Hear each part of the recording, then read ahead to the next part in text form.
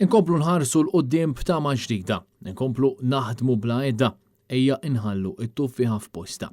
Kien dan il-messaġġ ta' Anthony Gatt, id-direttur ta' Caritas Malta waqt il-gradwazzjoni tal-2022 f'San Blas waqt iċ-ċeremonja tal-għoti ta' ċertifikati.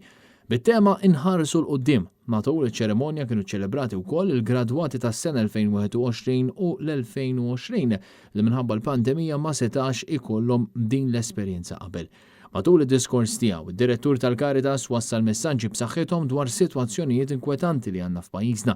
Ta' meta saħaq li Caritas ta' kuljum tħares f'wiċċ id-droga, il-faqar materjali u anke soċjali, f'wiċċ it-traċedja, l-erda, l-overdoses u xi drabi anke f'wiċċ il-mewt. U saħaq li r-realtà tad-droga tibqa' magħna mingħajr ma tbatti fejn il-kultura tad-drogi għar-rekreazzjoni dejjem dieħla iktar bis-saħħa. Anthony Gatt spjega kif 45% tal-klijenti li jfittxu l-għajnuna minħabba droga ikollhom problema bil-kokaina, 25% jkollhom problema ta' eroina u 20% oħra jkollhom problema bil-kannabis. U spjega kif minn sena l-oħra qed naraw żieda fl-użu tal-kokaina u l-kannabis u tnaqqis fl-użu tal-eroina. U meta llum nafu li 20% tal-kanċer u kawża diretta ta' TPIP, Gatt stqar li bla dubju għadha pitada biż-żieda tal-użu tal-kannabis ser ikollna iktar problemi psikjatriċi bħalma rajna żidiet fil-problemi tas-saħħa meta żdied il-konsum tat-tabak. Matul l-attività f'San Blas, ingħataw dettalji dwar iċ-ċentru terapeutiku tal-adolescenti tal-Ibwar u l-Caritas Community Center, żewġ ċentri li qed jaqgħdu b'tant dinjità lil tant familji flimkien mal-firxa ta' servizzi eżistenti.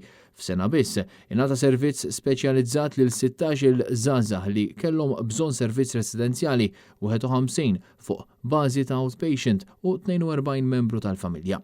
Mill-Caritas Community Center fil-Blada l-Bajda, fil-każ ta' servizzi outpatient tal-adulti fl-2021 nata servizz lil 711 persuna bi problema ta' droga, madwar 1000 persuna oħra rċevew servizz ta' assistenza soċjali.